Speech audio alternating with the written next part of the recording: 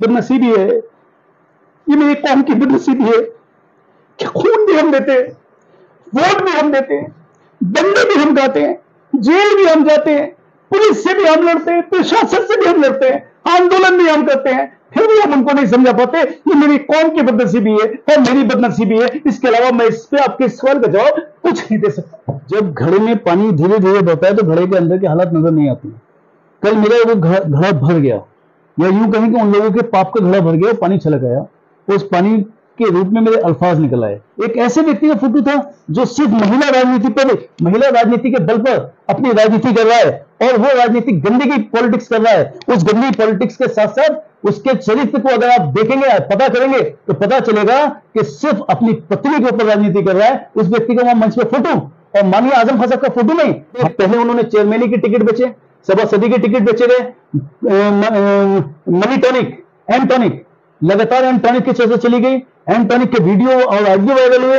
उसके बावजूद पहले टिकट बेचे गए, फिर पद बेचे गए। अब ये भी एक नया ट्रेंड शुरू हुआ है कि समाजवादी पार्टी के राष्ट्रीय अध्यक्ष जब आएंगे तो उस पर कुर्सी में बैठने का स्थान भी बेचा जाएगा। जो पैसा देगा, या जो गलत कार्यों में आपको मदद करेगा, या जो गलत चीजें आपको सप्लाई करेगा, उन लोगों को मंच पे स्थान मिलेगा। बाकी वफादार कार्यकर्ता को मंच पे स्थान नहीं मिलेगा, मुसलमान को तो मंच पे स्थान मिलेगा ही नहीं। आजाद नेशन न्यूज, पैनी नजर, हर खबर। इस वक्त मेरे साथ में समाजवादी पार्टी के जिला उपाध्यक्ष हैदर अली हैं। इन्होंने समाजवादी पार्टी के लिए बहुत संघर्ष किया है। कल इनका एक बयान आया जिससे बरेली की समाजवादी पार्टी में भूचाल आ गया है। हम जानना चाहते हैं कि क्या मामला है, क्या बात रही आपने जो कल बयान दिया है। देखिए, कल बयान आपको मेरा दिखा, जब घड़े में पानी धीरे धीरे बहता है तो घड़े के अंदर की हालत नजर नहीं आती। कल मेरा वो घड़ा भर गया, या यूं कहें कि उन लोगों के पाप का घड़ा भर गया, पानी छलक आया, उस पानी के रूप में मेरे अल्फाज निकल आए। आप ये देखिए कि समाजवादी पार्टी की आज ये दुर्दशा कर दी है इन लोगों ने कि चरित्रहीन, स्तरहीन, दलाल और मक्कार लोगों का कब्जा है पूरी बरेली समाजवादी पार्टी पर। एक भी चरित्रवान लोग को सम्मान नहीं देते हैं, उनको इज्जत नहीं मिल रही है, उनके साथ कोई भी प्यार भरा व्यवहार नहीं होता है। खास तौर से मुसलमान लोगों की तो लगातार बेइज्जती और नजरअंदाज किया जा रहा है। यहां तक कि कल तो ये हद हो गई कि एक जो जिला उपाध्यक्ष जो गैर मुस्लिम थे वो मंच पर थे, और जो मुस्लिम जिला उपाध्यक्ष थे वो नीचे टहल रहे थे। तो ये जो भेदभाव हुआ, ये बहुत खराब भेदभाव था। उस भेदभाव के बाद भी जो सबसे हमें लगता है कि चलो पार्टी हमारी है, हम पार्टी के लिए इतनी कुर्बानी दे सकते हैं, अगर ये हमारी बेइज्जती कर रहे हैं कोई बात नहीं। मैंने जब मंच पे देखा तो माननीय आजम खान साहब का वो फोटो नहीं था, एक ऐसे व्यक्ति का फोटो था जो सिर्फ महिला राजनीति के बल पर अपनी राजनीति कर रहा है, और वो राजनीति गंदे की पॉलिटिक्स कर रहा है। उस गंदी पॉलिटिक्स के साथ साथ उसके चरित्र को अगर आप देखेंगे, पता करेंगे, तो पता चलेगा कि सिर्फ अपनी पत्नी के ऊपर राजनीति कर रहा है। उस व्यक्ति का वहां मंच पे फोटो, और माननीय आजम खान साहब का फोटो नहीं, हमारी मिल्लत के जो रहनुमा है उनका फोटो नहीं। इस बात तो मैंने आवाज उठाई कि ये अपमान अब हम कब तक सहेगा, कब तक सहेगा ये अपमान। जाग मेरे भाई ए मुसलमान। आपने कुछ दलाली वाली बात कही कि यहाँ पर वोटों की भी जो सीटें दी गई थी पहले चुनाव के लिए, उसमें भी दलाली की गई। क्या मामला है ये मामला पहली बार नहीं उठाया मैंने, लोगों ने सिर्फ आवाज दी है। मैं अगर आवश्यकता पड़ेगी तो परमार के साथ बात करने का आदी हूं, तो मैं आपको परमार भी आप लोगों को प्रोवाइड कराऊंगा आने वाले समय में, और धीरे धीरे मैं इनके सारे नकाबे उतार दूंगा। आप देखिए, हमारे पूर्व विधायक सुल्तान बेग साहब ने उठाई है आवाज, तमाम चेयरमैन लोगों ने यह आवाज उठाई, तमाम लोग ये जानते हैं। पहले उन्होंने चेयरमैनी के टिकट बेचे, सभा सदी के टिकट बेचे गए, मनी टॉनिक, एम टॉनिक, लगातार एम टॉनिक की चर्चा चली गई, एम टॉनिक के वीडियो और ऑडियो वायरल हुए। उसके बावजूद पहले टिकट बेचे गए, फिर पद बेचे गए। अब ये भी एक नया ट्रेंड शुरू हुआ है कि समाजवादी पार्टी के राष्ट्रीय अध्यक्ष जब आएंगे तो उस पर कुर्सी में बैठने का स्थान भी बेचा जाएगा। जो पैसा देगा, या जो गलत कार्यों में आपको मदद करेगा, या जो गलत चीजें आपको सप्लाई करेगा, उन लोगों को मंच पे स्थान मिलेगा। बाकी वफादार कार्यकर्ता को मंच पे स्थान नहीं मिलेगा, मुसलमान को तो मंच पे स्थान मिलेगा ही नहीं। आपने एक बात और कही थी कि मैं समाजवादी का हूं और समाजवादी का रहूंगा। इस समय लोकसभा का चुनाव है, आपको मालूम है, आपका यह बयान समाजवादी के लिए घातक भी हो सकता है। मैं समाजवादी पार्टी को कोई नुकसान नहीं पहुंचाना चाहता, लेकिन जब कोई किसी की बेइज्जती करता है तो उसके दिल पर चोट लगती है, और जब दिल पर चोट लगेगी तो जुबान बोलेगी, और जुबान ये नहीं सोचती है कि इसके इन शब्दों का कहां पे क्या असर होगा। तो मेरे मेरे दिल पर चोट लगी है, मेरी कौम के अपमान की चोट मेरे दिल पर लगी है। मैं बोला हूं, बोल रहा हूं, बोलता रहूंगा। अब इसके नुकसान और फायदे वो लोग इसके जिम्मेदार हैं जिन लोगों ने मुझे बोलने को मजबूर किया, जिन लोगों ने ये हालत पैदा की। मैं इसका जिम्मेदार नहीं हूं कि लोकसभा के चुनाव में किसको फायदा हो रहा है, किसको नुकसान हो रहा है। असली जिम्मेदार वो लोग हैं जिन्होंने मुझे इस हालत में पहुंचाया कि आज मुझे चीखना पड़ रहा है। आप अपनी बात को पार्टी हाईकमान तक पहुंचा सकते थे, जरूरी नहीं थी कि ऐसे इस तरीके से विरोध किया जाए। समाजवादी पार्टी के राष्ट्रीय अध्यक्ष माननीय अखिलेश यादव जी के सामने पूरी बरेली के लोगों को उन्होंने बुलाया। वहां पे उन्होंने कहा संगठन के लिए बात बताओ, संगठन कैसा चल रहा है। मैंने सबके सामने खड़े होकर उनसे कहा माननीय राष्ट्रीय अध्यक्ष जी, समाजवादी पार्टी बरेली का बाष्पाईकरण हो गया है।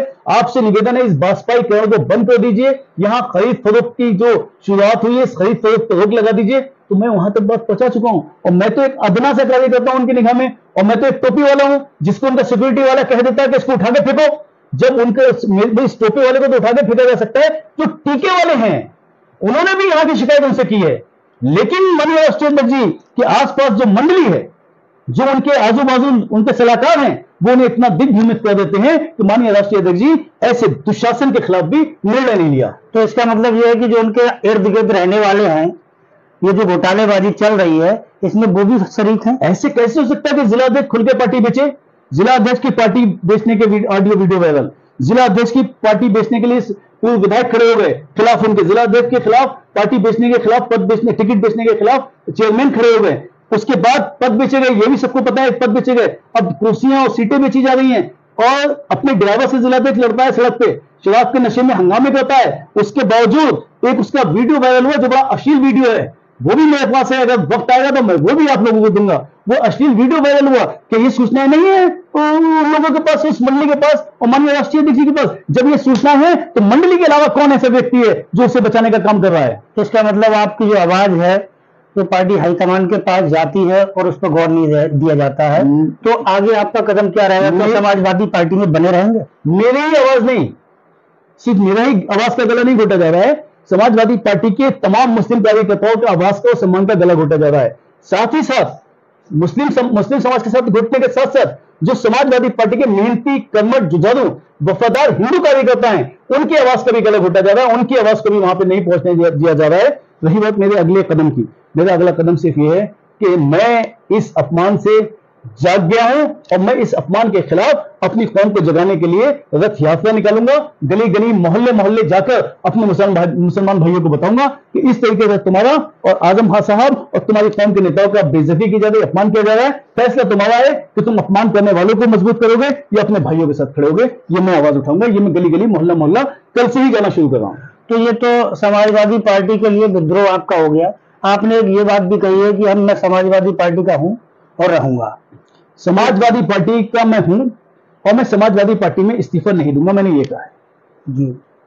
समाजवादी पार्टी के जो प्रदेश के नेतृत्व हैं, जो राष्ट्रीय नेतृत्व हैं, माननीय राष्ट्रीय अध्यक्ष जी, मैं पूरी हिंदुस्तान को, पूरे उत्तर प्रदेश को ये दिखाना चाहता हूं कि एक तरफ इतने आरोप सिद्ध होने के बाद जिला अध्यक्ष को नहीं हटाया गया है और एक तरफ एक आवाज उठाने पर मैं कहता हूं मुझे निकाले, तब मेरी कौम और जागेगी कि देखो उसको नहीं निकाला गया अश्लील वीडियो पर, उनको नहीं निकाला गया शराब पी के सड़कों पर लड़ने पर, उनको नहीं निकाला गया तमाम कुकर्म करने पर, और एक हमारे भाई ने अगर आवाज उठा दी तो उसको पार्टी से निष्कासित किया जाता है। इसलिए मैं समाजवादी पार्टी में हूं। समाजवादी पार्टी से अब मेरे दिल जो है वो दूर हो चुका है, मेरी रूह जो है वो दूर हो चुकी है, लेकिन मैं सिर्फ छोड़ रहा हूं उनके ऊपर कि आप निकालने का काम कीजिए, मैं अपनी कौम को जगाने का काम करूंगा। एक चीज मैंने ये देखी है कि आपको मैंने समाजवादी पार्टी के लिए सड़कों पर बहुत वर्षों से संघर्ष करते हुए देखा है और आपकी जितनी भी वीडियो हैं वो नेशनल चैनल पे भी चली है, जितनी खबरें हैं नेशनल चैनल पे भी चली है।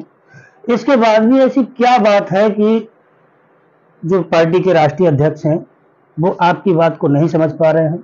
वजह क्या है इसमें? ये मेरी बदनसीबी है, ये मेरी कौम की बदनसीबी है कि खून भी हम देते हैं, वोट भी हम देते हैं, दंडे भी हम खाते हैं, जेल भी हम जाते हैं, पुलिस से भी हम लड़ते हैं, प्रशासन से भी हम लड़ते हैं, आंदोलन भी हम करते हैं, फिर भी हम उनको नहीं समझा पाते। ये मेरी कौम की बदनसीबी है और मेरी बदनसीबी है। इसके अलावा मैं इस पे आपके सवाल का जवाब कुछ नहीं दे सकता।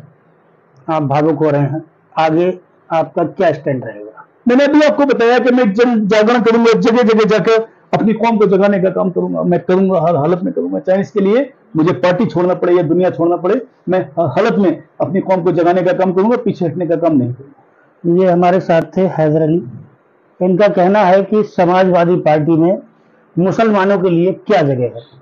आपने उनकी जबानी सुन ली। हैदर अली को मैंने समाजवादी पार्टी के लिए सड़कों पर संघर्ष करते हुए देखा है। मैंने खुद अपने कैमरे से कवरेज की है। आज हैदर अली ने अपनी जबानी बताई है कि समाजवादी पार्टी में मुसलमानों का स्तर क्या है। आजाद नेशन न्यूज के लिए मैं गुलाम साबिर आजाद। नमस्कार, आप देख रहे हैं आजाद नेशन न्यूज।